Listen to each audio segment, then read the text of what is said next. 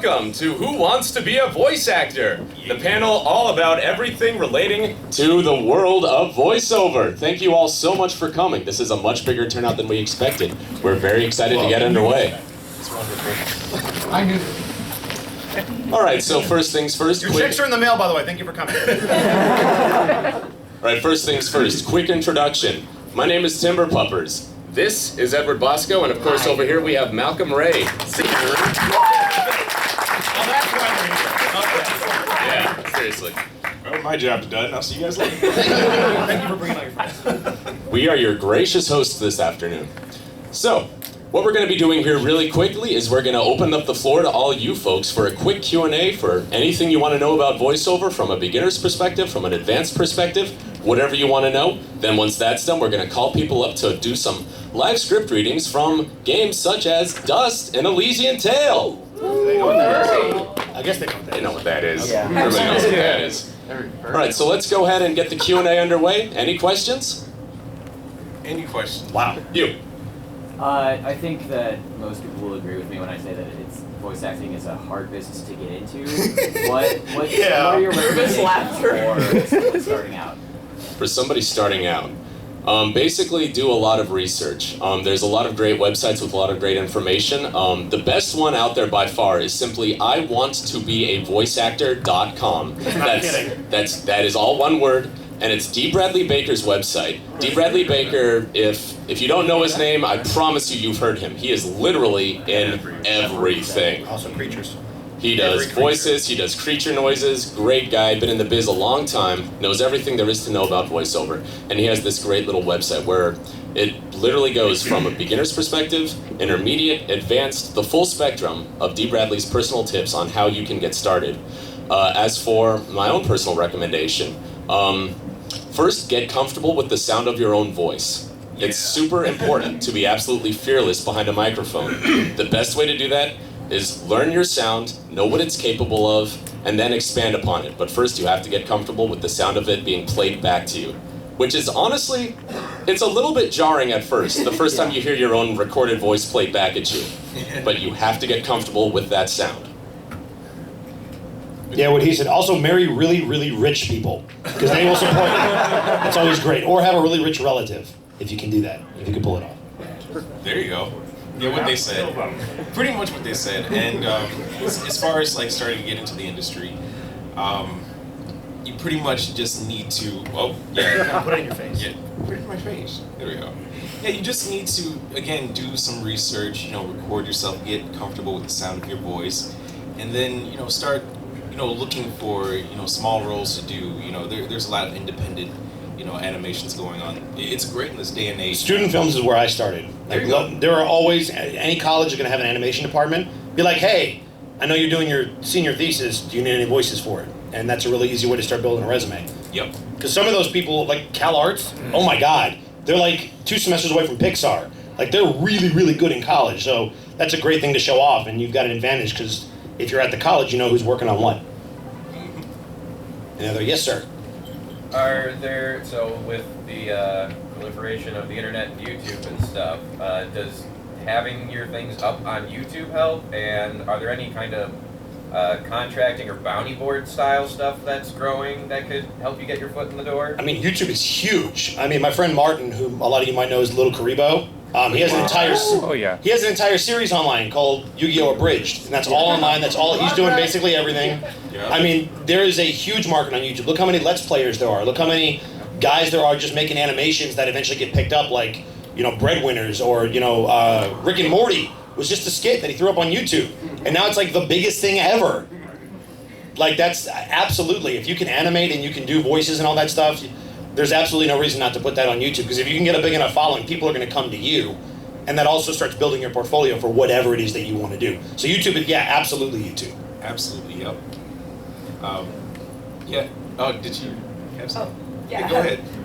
What would you say is the biggest difference, outside of the obvious, of course, being seen versus not being seen? What's the biggest difference between somebody who acts like on TV or the movies or on a stage and voice acting? You got that one?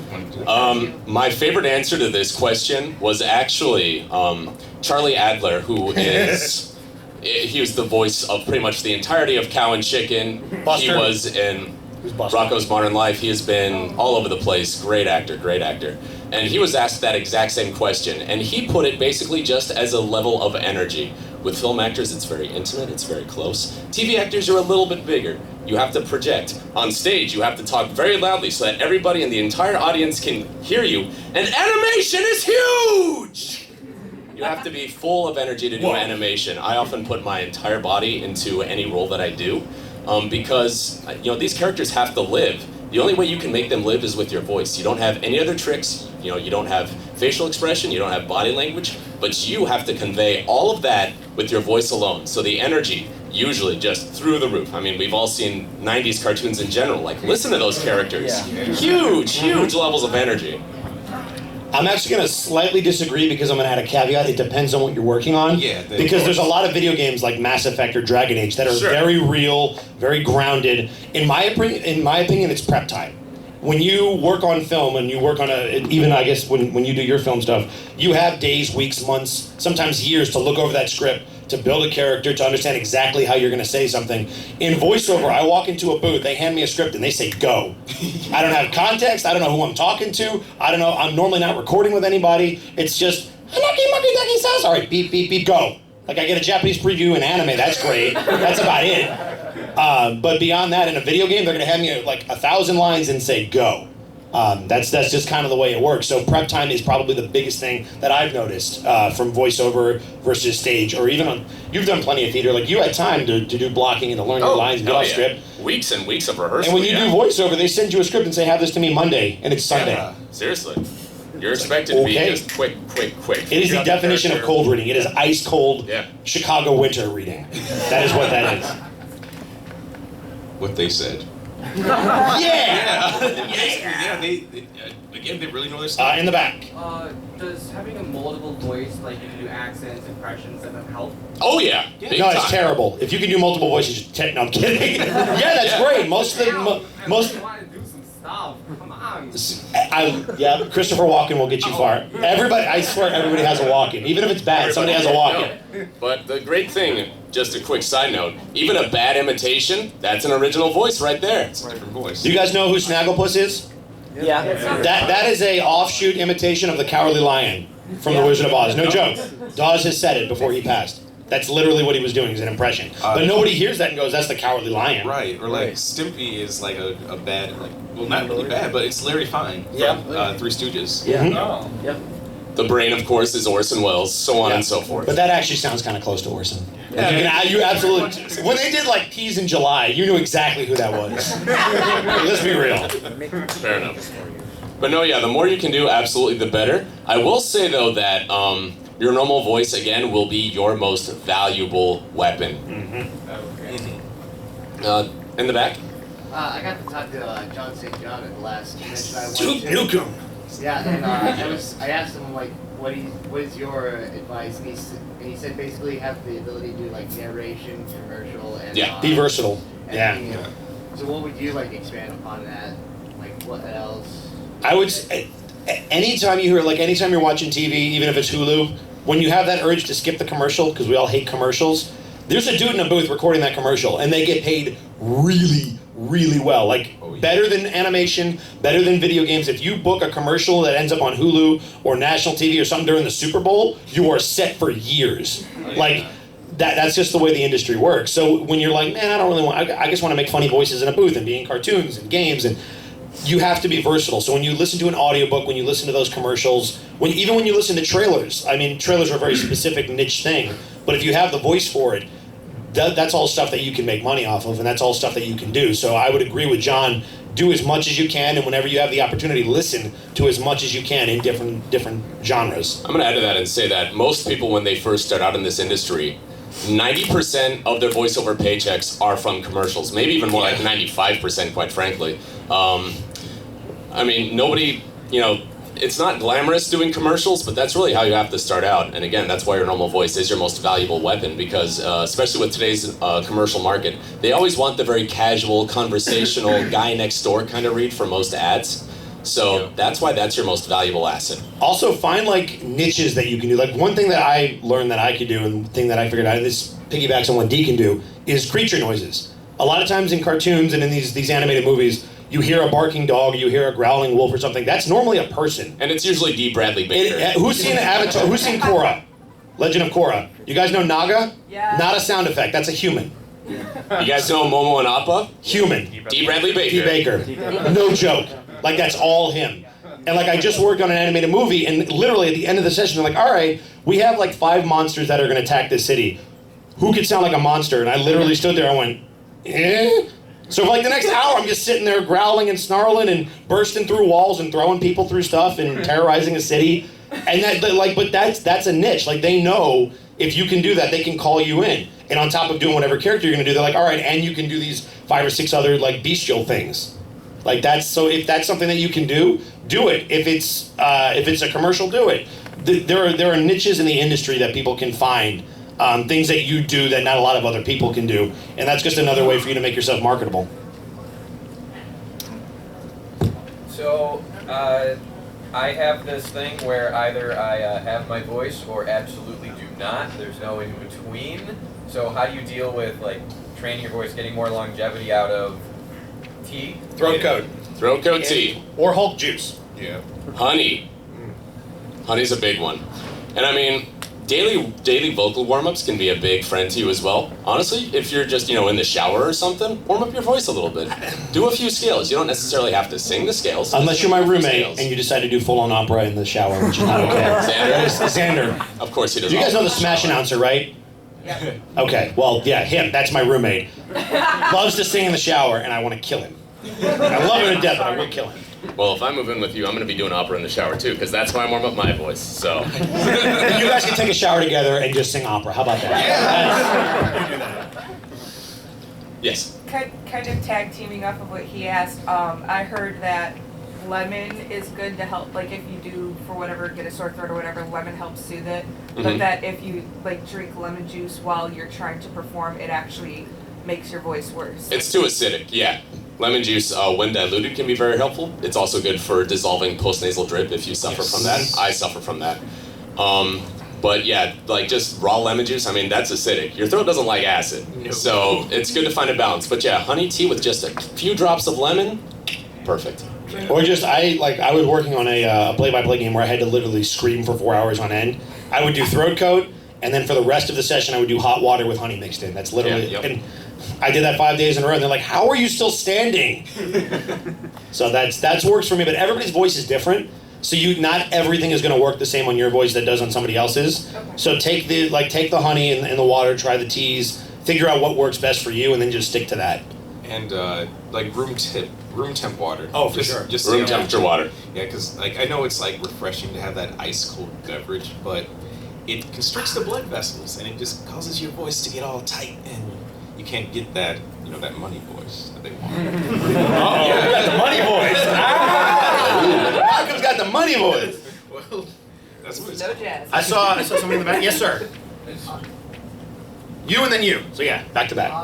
What exercises do you like to do to warm up your voice before you start anything? Do you actually warm up? Yeah. Right. There's several different things you can do. You can do like articulator exercises. Like practicing like consonants like and then you can also get into just like like humming the same opening the air passages and whatnot, things like that.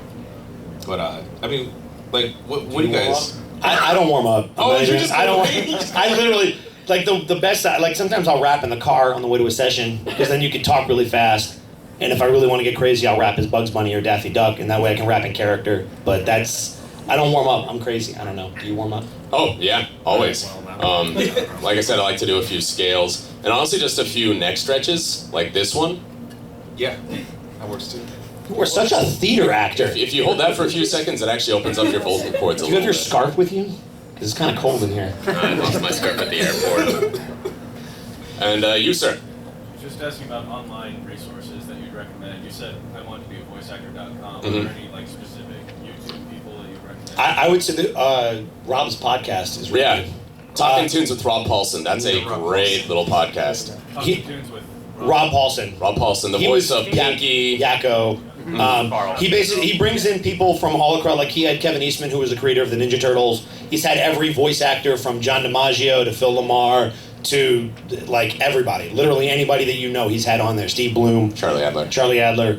I forgot.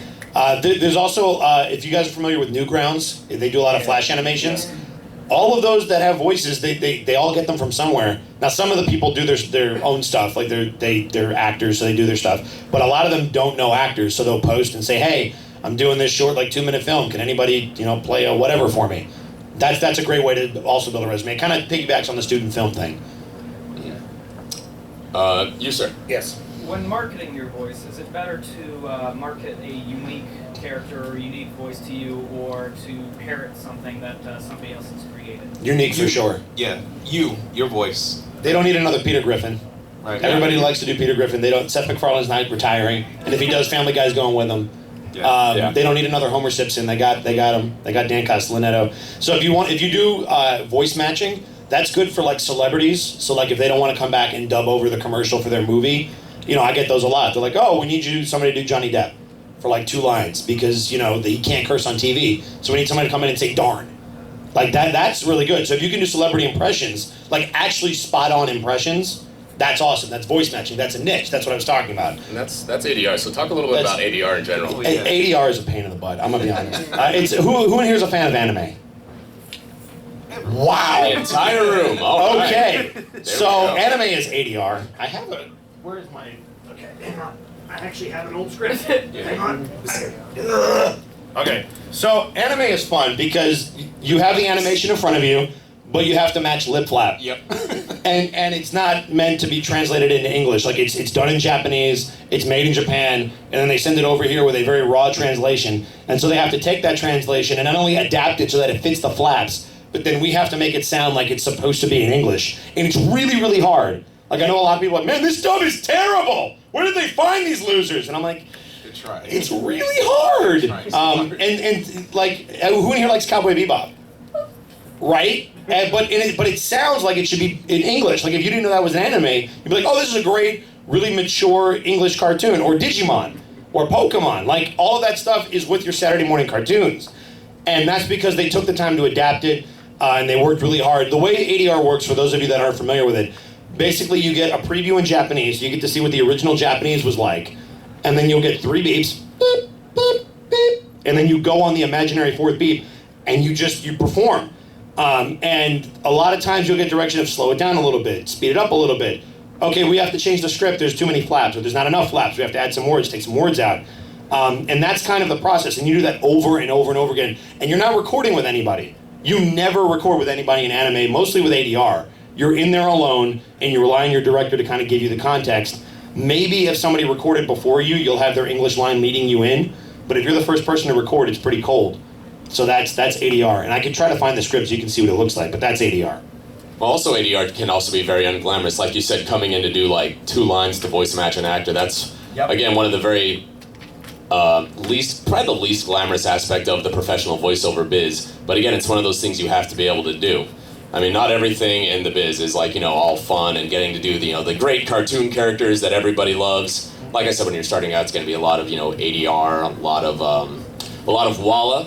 Walla is it like, anytime in an anime where there's, a crowd and everybody in the crowd is talking, that's walla. And it's basically just a whole lot of nonsense all compiled together. Sometimes they're not even saying sentences that make any coherent sense. It's just random words stringed together. I love walla in anime because you typically don't have flaps to match.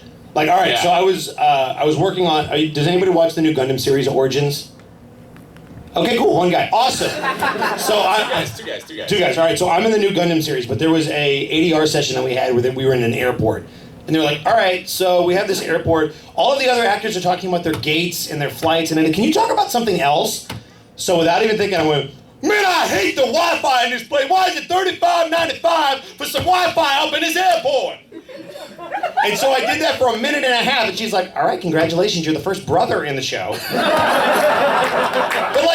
But I love that. It's so great, because you can just screw around, and nobody's gonna hear that. It's gonna be mixed under 5 or 10 other people.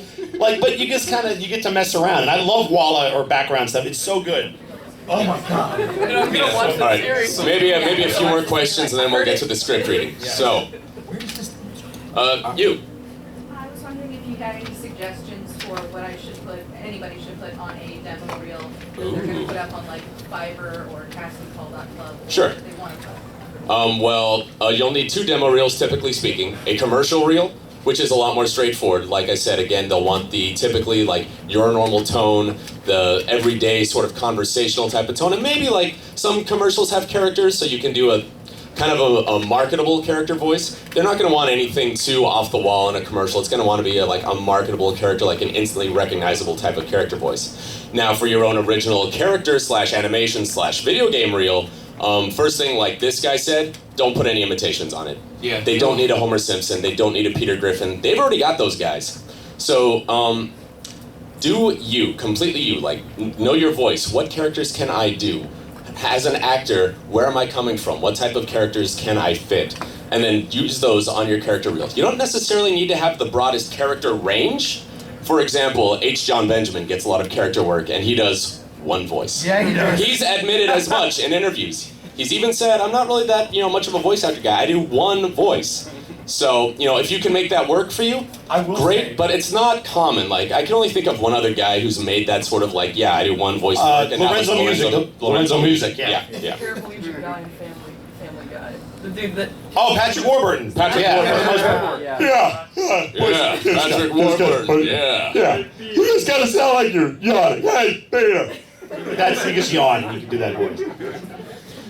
But yeah, so definitely, like, if you have a lot of vocal range, flex it. Use it as much as you can in your character demo. But again, they're not looking for just, how many different voices can this person do? They're looking for what characters can this person play. Can you act? So that's really the most important thing. But yeah, if you can combine all 3, if you have vocal range, a lot of different characters you can play, and you're a good actor, show off as much of that as you can, as many different types of emotions as you can. Show off what you got. Also, I think I left it in your room, the script, because I'll let you see it. What? Oh, you said you left the script. I was going to show them what an ADR script looked like, but I don't have it. Oh, sorry. It's all good. And anything you want to add? What's the question? Anything you want to add? Or what to put on a demo? It all depends on the demo. The one thing I'll say about demos, don't make a demo until you're ready. Because unless you're making it yourself, it's going to cost you over $1,000. I guarantee it. So it is not cheap.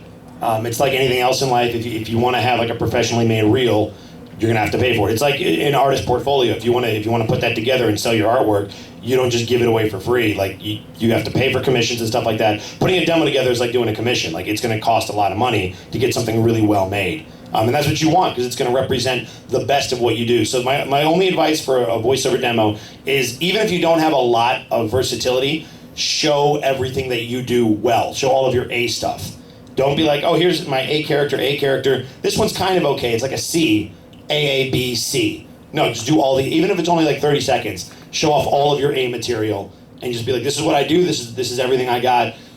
And that's going to look a lot better than just trying to stretch yourself too far and not showing off the best of what you can do. But always wait till you're ready, because it's a lot of money. Yeah. A way to kind of bypass that is like, you can go to a school for it, where people kind of specialize in, audio and, engineering and things like that. You can probably, get a decent deal out of it. But for the mixing, and the reason why I say you got to be careful is because, especially with commercials, you want to go to somebody that knows the trends, the marketing trends. True. With animation, you want to know what's being made. With video games, what's being produced. And hopefully whoever you go to has an idea of those trends, and that way they're going to be able to put stuff on your demo that's actually marketable. Because if you're doing stuff that was, popular in the 1990s, that's great, but that's not what's being made right now. That's not what people are booking right now. So that's what you want on your demo, is stuff that's going to work right now. Because the styles change constantly. Yeah. And one more quick little tip. Maximum length, minute 30. Don't exceed that. Average length per clip, 6 to 8 seconds. If it's a little less or a little more, fine. Ideally 60 seconds. Yeah, I heard it. And most casting directors won't get past the 10-second mark. It's crazy. I can tell if somebody can act in 5 to 10 seconds, guaranteed. Like on Dust, when I would listen to an audition, I could tell in 5 to 10 seconds whether or not they had something. So that's why it's so imperative to have your best stuff and have it up front. Your best stuff has to be up front. Any other questions? real quick. All right, You one, start. and then two, and then I think we're good. Yeah. You said it's expensive because we're talking about renting out like a sound booth with the really high quality microphones and Yep. spongy stuff on the wall. And also paying the engineer, paying whoever you're going to get to direct it, possibly write it. Right, because you can't do that at home with an expensive microphone and a bunch of egg cartons taped to your I mean, you shouldn't. So, yeah. And I say that having done that myself. Because As have I. both of my demos are homemade. Nobody can tell because I was decent. I took some mixing classes, so I understood what I was doing. But I would never, ever recommend that you make your own unless you are 100% confident that you know exactly what you're doing, you know you can mix, you know you can write well, and you have confidence in your ability to self-direct. Which Or is if you have friends who can do it. Or if you have friends that can do it. Like I helped Zach with his demo. But unless you have that, it's absolutely worth it to spend the money and get it done professionally and have somebody kind of check off, okay, this is something you do well. Okay, you thought you could do this well, but I don't think it's as competitive as you think. Let's go with this instead. That's kind of what you're paying the director for. And the last question was you, I believe. When you're voicing a character, how do you know when to use your regular voice or something like your regular voice, and how do you know when to break out the more off-the-wall stuff? Are you asking in terms of auditioning? I imagine. That's where it's going to be determined, right? Yeah. Well, I mean, yeah, it really depends on the audition side. Like, I mean, if you look at a character side, and I mean, look at the voice description, look at the age, look at the visual representation of the character if one is provided to you, and kind of go off of that. But generally for character auditions, multiple takes is great. Different voices, different approaches per take will get you very, very far. The more diversity you can show off in your audition, the better. I would say that to answer your question, number one is going to be the picture. If you're lucky enough, like with Dust, we sent out pictures with characters when we had the ability to. We cast the main villain without ever knowing what he was going to look like. So like sometimes that'll happen. It's either not ready or it's too confidential. They can't send that out. The other thing that's going to determine that is the genre or the type of game you're reading for. If you're reading for Katamari Damacy, let's say, there was no voiceover in that, but something that's really weird, wacky. Conker's Bad Fur Day. That was. I was like, wait a second, I forgot where I was for a second. Conker's Bad Fur Day. That game was crazy. That was like, if you didn't walk in there like high already, you weren't going to get the job. Like that's what you needed to be in the mindset for. It was crazy. But that's a very different game than if you're reading for, I'll go back to Mass Effect. Totally different styles. So instantly, when you either see that artwork or you see the copy, you're going to know based on the breakdown, okay, this is the kind of game it is. And if you play a lot of games, you'll be able to notice it instantly. Conker's is going to be very, like he was saying, high energy, big, crazy, off-the-wall, wacky, probably some improving. Mass Effect is going to almost be a film or TV style. Very small, very intimate, very real acting. And typically you're going to use your own voice for something like Mass Effect. You're not going to put anything on. On Conker's Bad Fur Day, you could go wacky. I mean, one of the characters was the Great Mighty Pooh. Let's be real. You see that, you're going to be like, I am the Great Mighty Pooh! Like, sure, go crazy. Why not? Yeah.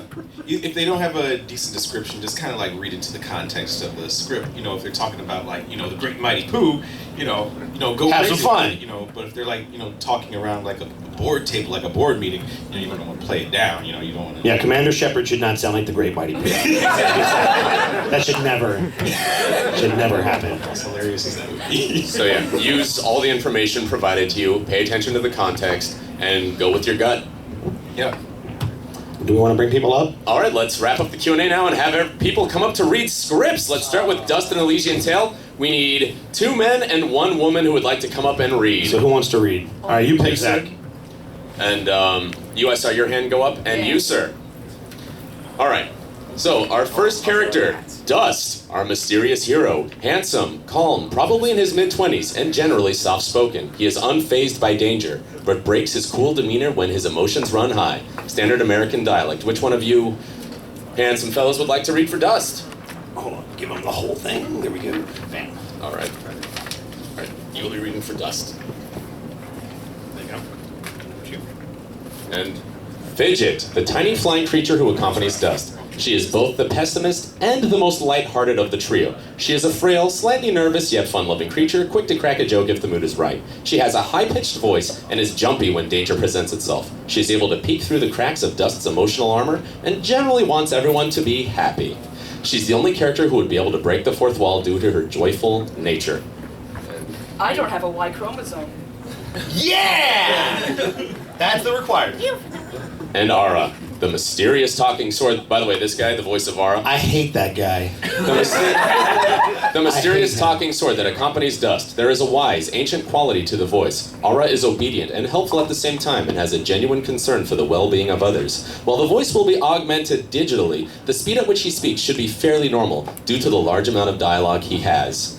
That will be you, sir. I mean, no pressure. I'm just sitting right here. No pressure whatsoever. This is all for fun. I help cast the game. That's my character. But you'll do fine. Don't worry about it. Oh, pressure. No, really, don't. No. No, I'm not judging you at all.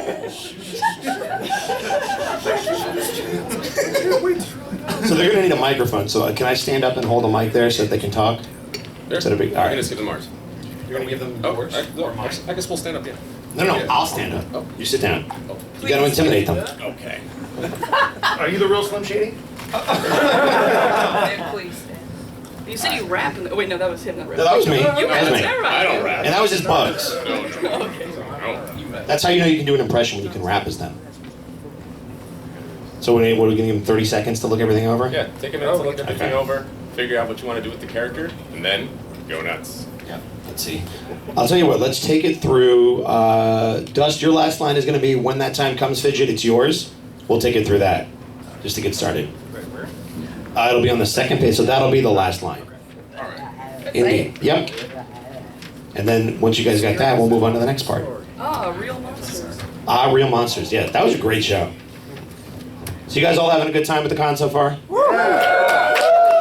So I gotta tell you, you can blame Zach for this. This is my first furry convention ever. I've never been to one of these things, so I'm kind of learning on the fly. You guys have been awesome, though. It's been fun. That's a freaking cool costume, by the way. That's really... And you raised your hand to read, so I'm really curious. I kind of want to call on him, because that's hard to do. Next round. I'm just saying. Next round. Yeah. All right, are you guys ready? Sure. Are you sure? We're unmiked. No, you're gonna be mic'd. I'm gonna hold a mic in front of your face. I said anything about a mic. Well... All right, you ready? All right, who's got the first line? Is it Dust? Oh, you do? All right. Talk into the mic whenever you're ready. Dust, dust, awaken. Rise. It's not my line. It's his.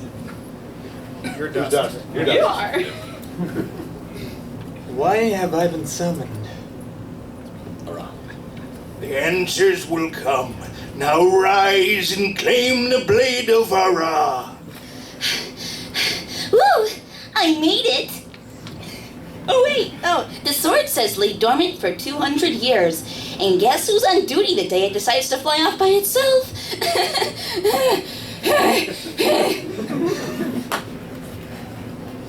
And who's she? My apologies, Fidget. The one standing before you is Dust, who has summoned me.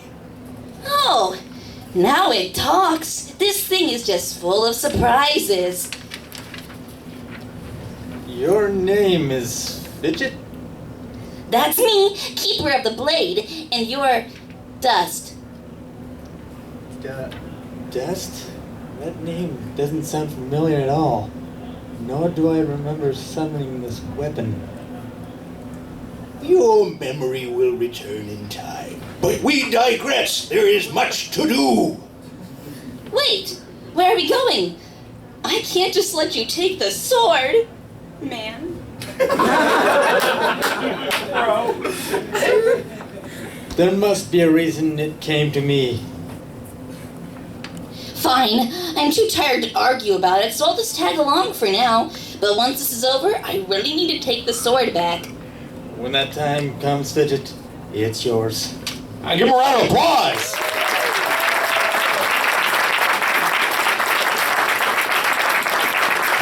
Not bad at all. Well, I mean, if the game wasn't made, maybe. Yeah, why did you guys leave? You're not done. Yeah. Because now you're gonna get direction, and then you're gonna do it again. Okay. Do it again! Alright. Do you want to start? Do you have anything? Yeah, sure. I got a few notes actually. So. No, you all did. You guys were actually. You guys were great. You guys all made very strong and very different choices. It was very good. Yeah, you all did make very good choices.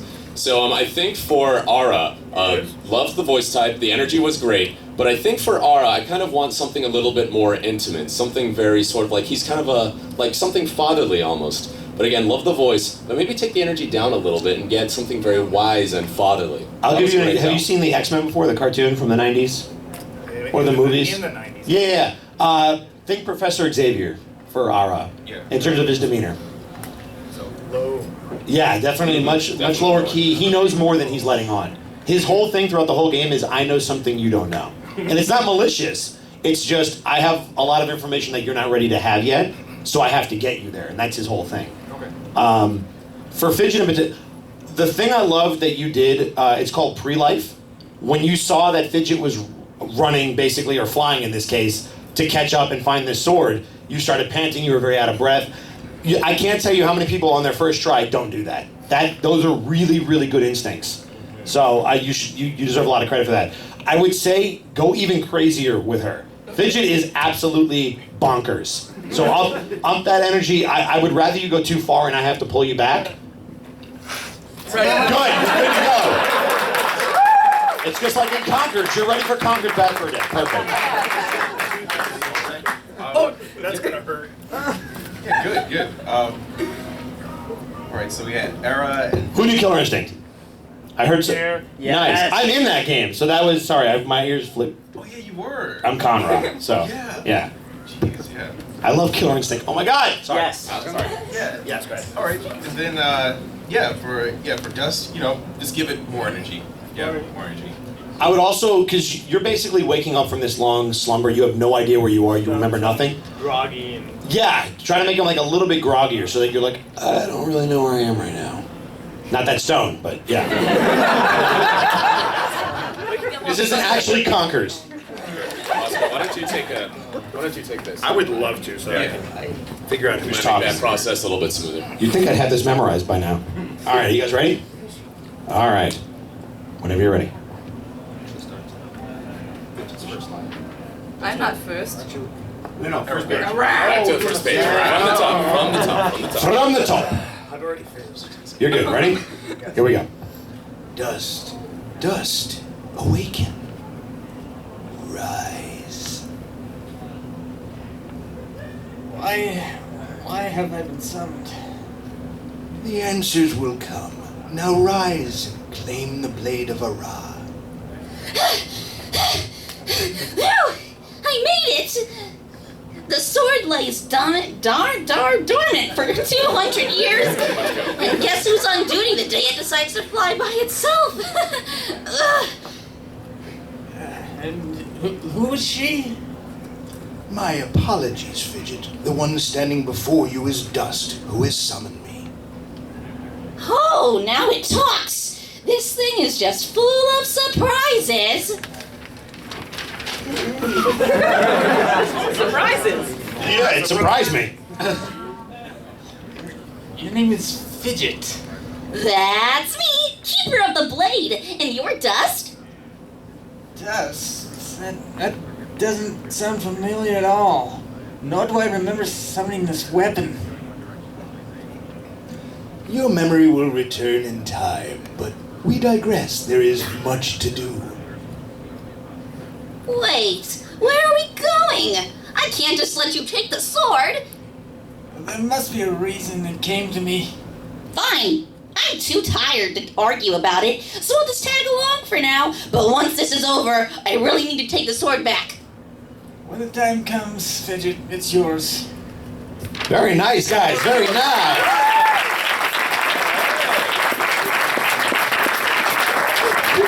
Guys, I gotta say, that was some really good adjustments, like all around. Like really nice stuff. Like that's not easy to do. So thank you. Very well done. Very well done. Are we allowed to sit now? Yes. Yeah, now I'm just gonna stand up. By the way, so the interesting thing that happened on Ara, it was a very interesting voice choice because it's actually the complete opposite of what we went with. No, but it's really good because if I would have heard that voice, there's a character in the game called Elder Grey Eyes, who's a lot older and has that very deep, rich texture, and I would have instantly sent you that audition and said, hey, what you did on Ara, do it on Elder Grey Eyes, because you're perfect. So that's another instance of doing what you do best and kind of giving it your best shot, because sometimes you might not be right for what you're reading on, but there's another character that they go, oh, you're perfect for this. And so instantly I would have thought of Elder Grey Eyes for you. Well, thank you. That's sort of based on what you guys were talking about before. That's my Simon Bar Sinister. Yeah, and it sounds amazing. Like it's a really good voice. It's beautiful. I should say character because it's more than just a I voice. think he was based on an old actor, the villain in It's a Wonderful Life. Lionel Barrymore. Victor Potter. Yes. Yeah, Lionel Yes. Barrymore. Good call. I think Simon Lionel Barrymore Barrymore? was based on him. Yeah. Yeah. Lionel Barrymore, there it is. Yeah. Yeah, love that man. So that was very nice. Fidget, wonderful energy. I really liked it. And then with Dust, I liked how you kind of weren't able to figure out quite where you were. I would have told you to even push it further. Like you could have been even groggier. Maybe I would have told you just to be stoned and we'll see what happens. I started going for that mild hangover. Yeah. That's kind of what it feels like when you've been asleep for hundreds of years. Or so he thought. All right, who's next? All right, I already want the dude. I want him. Yes, in the costume. Because I want to see how this works. Go ahead, pick somebody else, Malcolm. Silver. All right.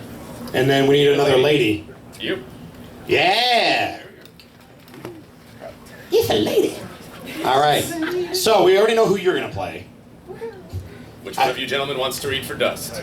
I'll read. All right. Oh, okay, okay, that works. And then that makes you up. There you go. All right. So take a minute to look it over.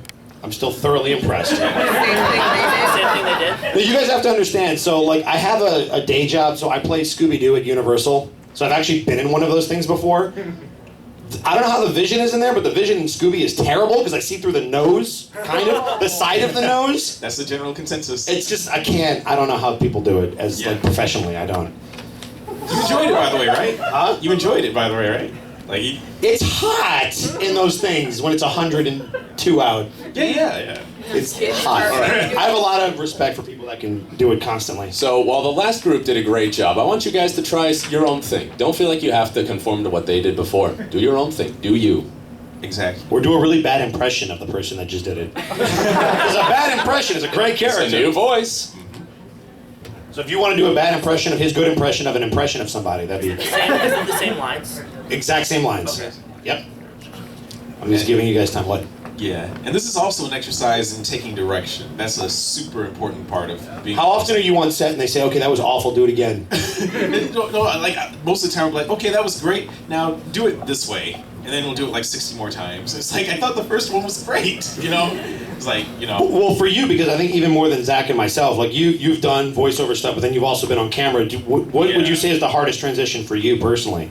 Yeah, the hardest transition, like, jumping between the two is just, again, like bringing the performance here as opposed to just, you know, like playing to, like, you know, a camera or playing to an audience. It's like you have to bring it here and it's like theater of the mind. Like you have to kind of like make the scene in your head and try to imagine where the character is, you know, what the temperature might be. I know it sounds like very artsy, but it really helps. No, he's absolutely true, because think about it, when they're reading these scripts, like they don't know where they are, they can't see any props. They can't see the scene. They can't understand what's going on around them. They have to make all that up in their head. So, this is going to be so cool. Okay, I'm sorry. I want to see how this works. All right. Are you ready, Ara? Yes. All right, here we go. Whenever you're ready, take it away. Dust, awaken, rise. Why have I been summoned? The answers will come. Now rise and claim the blade of Ara. Wait, what?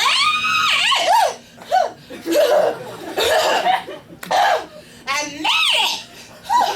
The sword is dormant for 200 years, and guess who's on duty the day it decides to fly off by itself? And who is she? My apologies, Fidget. The one standing before is Dust, who has summoned me. Now it talks! This thing is full of surprises! Your name is Fidget? That's me, Keeper of the Blade! And you're Dust? Dust. That name doesn't sound at all familiar. But do you remember? Nor do I remember summoning this weapon. Your memory will return in time, but we digress. There is much to do. Wait! Where are we going? I can't just let you take the sword! There must be a reason it came to me. Fine! I'm too tired to argue about it, so I'll tag along. For now. But once this is over, I really need to take the sword back. us. I can't read. When that time comes, Fidget, it's yours. Give him a round of applause!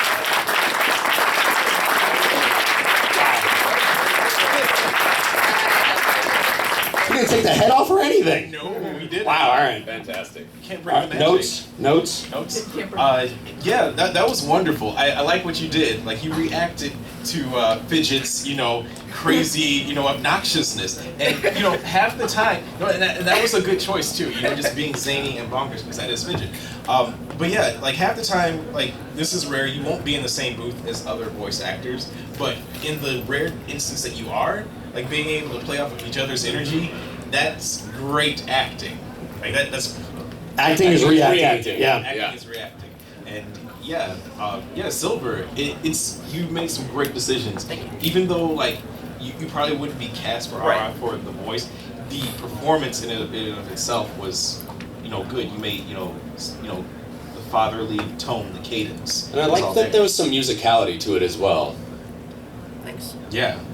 Okay. First of all, I want to say I love that you sounded like a Jewish mother, like halfway through. You're just like, oh my God, Dust, you haven't eaten in like 300 years. You're so famished. It was funny. It was great. I was like, she probably has an aunt that talks just like that. What I want, because Fidget is a really hard character to play, not just because, in my opinion, she has the largest arc in terms of character growth, what she starts out as versus where she finishes. But you don't want her, and I apologize if anybody loves this character, you don't want to sound like Navi, where is it, hey, listen, because you want to shoot yourself. So you need, because Fidget is a very real character. So I would say, for lack of a better term, the squeakiness, I would try to take a little bit of that, keep the energy, but maybe take the pitch down just a little bit, because you don't want to turn off who's ever listening by having that really high-pitched sound, because you have to have places to go. You want to be able to go high and low, and so I would say just tweak that a little bit. Performance was good. I really liked the performance, though. Okay. For Ara, I want to see you do something completely different. Okay. Because it was good to steal from him, stealing from somebody else. But I want to see, because a lot of times the director is going to go, that was really good, what else do you have? And that's all you get. Exactly. Yeah, so I want to see what else you have. I'm not going to tell you anything else. For Dust, wow. I'm still impressed. The thing I want from you is play up the I don't know where the heck I am. And don't, I love that you played up the comedy on Who Is She? Try to play that serious, like, I don't know who you are. And I might have to hurt you because you're threatening me right now. I'm surrounded by a talking sword and an imbat. This is weird. All right? And we're going to start with Ara whenever you're ready. Dust, awaken, rise. Why have I been summoned? The answers will come. Now rise and claim the blade of Ara. Wait!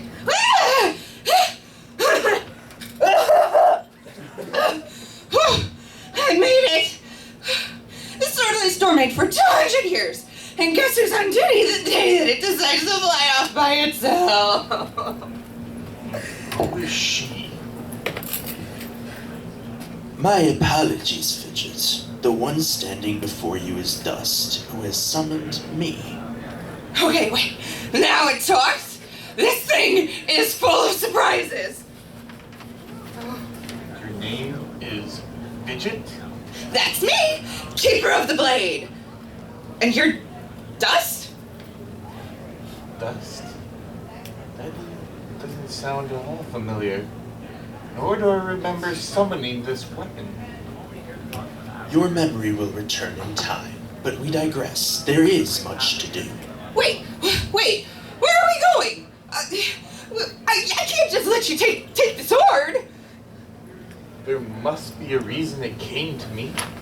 Fine. I'm too tired to argue about it. So I'll tag along for now. But once this is over, I really need to take the sword back. When that time comes, Fidget, it's yours. All right. Wow. With 9 minutes left? That's good enough. That was awesome, guys. I got nothing. That was really good all the way around. Give another round of applause. Like that was great. Great adjustments, great energy. But I would just ask you, like, to pull back on the breathing, the heavy breathing, just like choose where you want to, pant and whatnot, because some of the lines can get lost in the, panting. But other than that, it was a great performance. The moment that I liked the most was, I'll tag along for now. Very nice adjustment.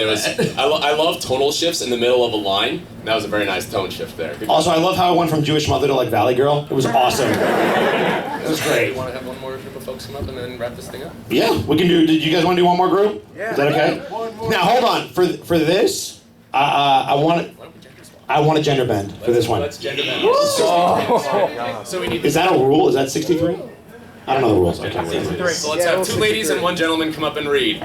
Okay. Well, there's 1 lady. 1 lady. We find another lady to come up and read. Another lady. Looking back there. In the green. All right, and then we need a guy. Hold on, Malcolm, pick a guy. Let's see. You seem so adamant. I saw it. All right. Come on up. Come on up, folks. Come on over, baby. Grab a script. Now, you don't know who you're reading, so you're going to be Fidget. Okay. Yep, you're Fidget. You're Fidget. Now, which one of you 2 lovely ladies would like to be Dust? Oh, you forgot a page. Dust. You want to be Dust? Then you are Ara in the green. So take a moment, look it over. I'm actually going to steal your mic because you have a cord closer to them. Okay, go for it. Okay. I'm going to give.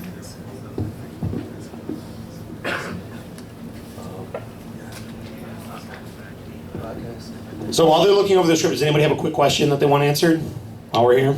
Anything? No? Nope. All right, I tried. Yes, sir, in the hoodie. Yeah, in terms of the recording environment, I guess in some cases you're going to need something that's very close mic'd and fairly insulated, but if you wanted to have a more ambient sound, would you have like a larger recording space, or would you try to record out and on location, or you prefer to keep it mostly controlled? Actually, you would change it on the... So for example, like I work on some live action dubs where you're dubbing over stuff that was done on set out in the open. Typically use a shotgun mic for that, and then they fix all that in post. They make it sound like it's outdoors. Okay. So the mic will obviously be changed if they want that kind of a sound, but you typically are never going to be recording anywhere else other than a booth, even if you're doing live action dubbing. Okay. Yeah. Another quick question? Yes.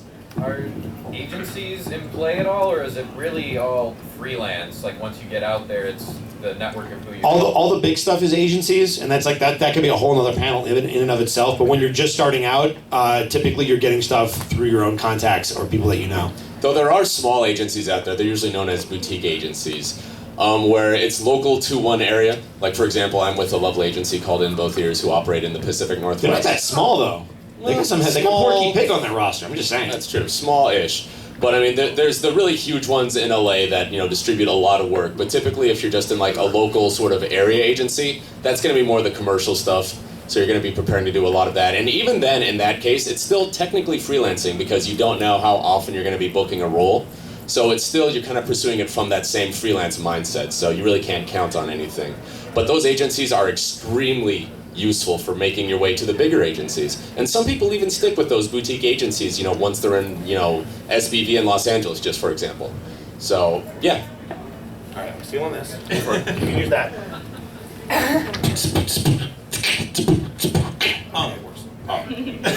You about to freestyle? It seemed like we were about to freestyle. I mean, if you want to, we can do that later. Yeah, we're going to wrap this script, folks. Yeah. Get the rap part. Oh, I see what you... Oh, W-R-A-P. Got it. Rap, as in like a... Okay.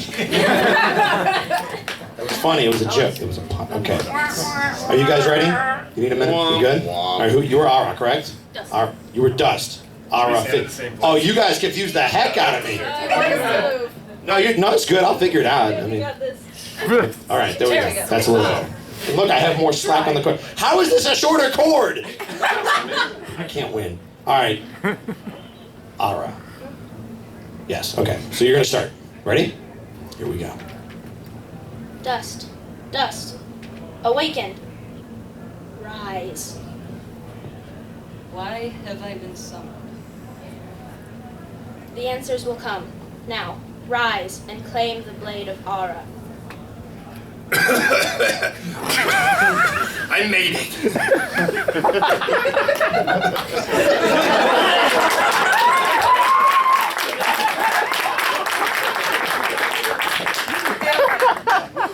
The sword lays dormant for 200 years. And guess who's on duty the day it decides to fly off by itself? And who is she? My apologies, Fidget. The one standing before you is Dust, who has summoned me. Oh, now it talks. This thing is full of surprises. Your name is Fidget?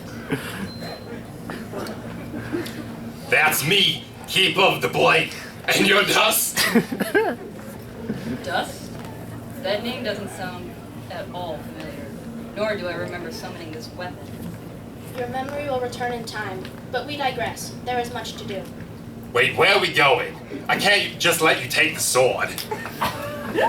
There must be a reason that you came to me. Fine. I'm too tired to argue about it, so I'll tag along for now. But once this is over, I really need to take the sword back and finish my last cigarette.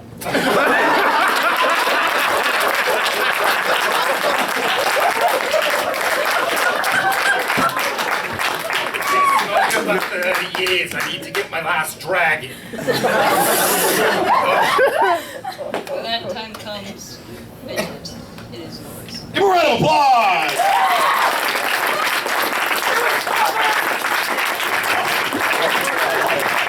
Who invited John DiMaggio's cousin? I'm going to say right now, the improvisation is also fantastic to do in auditions. If there's room for improvisation, that's the way to make yourself stand out. And notice how much this guy standed out because he did the improv.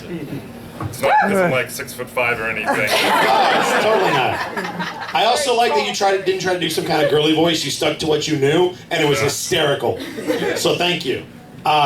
You ladies did great, and what I loved is that you also didn't try to play a male part. You played it like it would be as if it was a female, especially Ara. Ara could have been a female. We had a male in mind, but we definitely could have considered a female, because it's a very gender ambiguous role. It's not, I mean, what, is it a girl or a guy for a sword? Like, let's be real. Exactly, it's a sword. It's a sword. But it's a sword. The one thing I will say about Ara, I really would love to see you play up the mystique and the mystery even more. There is a lot going on with what you know that gets revealed later in the game, and you really need Dust to follow you. So while it's nice that you kind of played it even keel, you want to kind of have that, as Zach said before, that musicality that kind of implies that there's more going on than you're actually letting on. For Dust, play up the confusion again. Just like I told the first person, I really want to hear that you have no idea where you were, you don't remember anything, and there is a talking sword and a flying bat thing screaming at you. That's smoked for 30 years, apparently. Yeah. And that is smoked for years. No, do the same thing. What I want from you, go even further. I want to see where you can take it.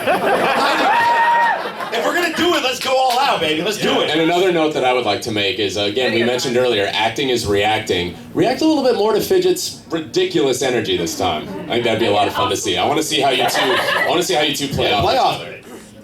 All right, are we ready? All right, this time I'm going to remember who's who. So Fidget, Dust, Ara, got it. Wait. No. Yeah, no, that works. Yeah, no. I got this. I got this.